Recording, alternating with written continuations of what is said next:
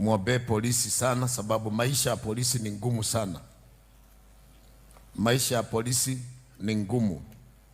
Mke yako Mombasa, bwana yake yako Kisumu. Nyinyi mnaona TV nyumbani na wake zenyu, polisi yako usiku nje. Mnajifunika na mablanketi, mnaakisha moto, polisi uko nje.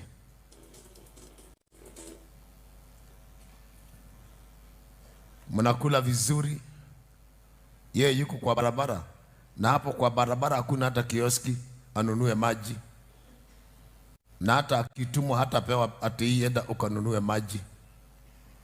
So when you pray, remember these guys ni watu kama nyinyi, ni watu kama nyinyi, na saa hizi kipindi ni kigumu.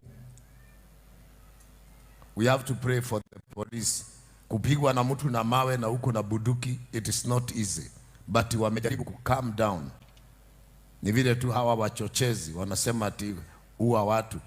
Akiua watu hataenda kwa mama yako, akimaliza kasi akienda retire atakuja kwetu Murang'a hapo, na tulikuona ukiua watu.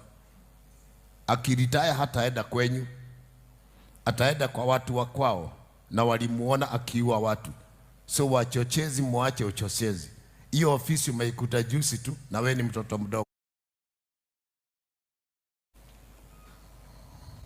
Relax. Sababu mkipata hiyo ofisi mnaonaka kama nyinyi ndio mmefungua government. Ile kuwako ya Moi Kenyatta zinaendaga hivi tu zikija. Sasa ukipata hiyo ofisi usichukue kama Kenya ni yako peke yako. Bunduki yako ni ya kulinda maisha, sio ya kuchukua maisha. Na mimi nataka niwahakikishie vijana.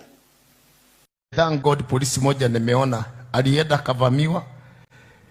Yeye akaambiwa aseme one term. Akasema one term. Hata mimi nikavamiwa nitasema one term. Hata mimi wakija hapa nitasema one term tu.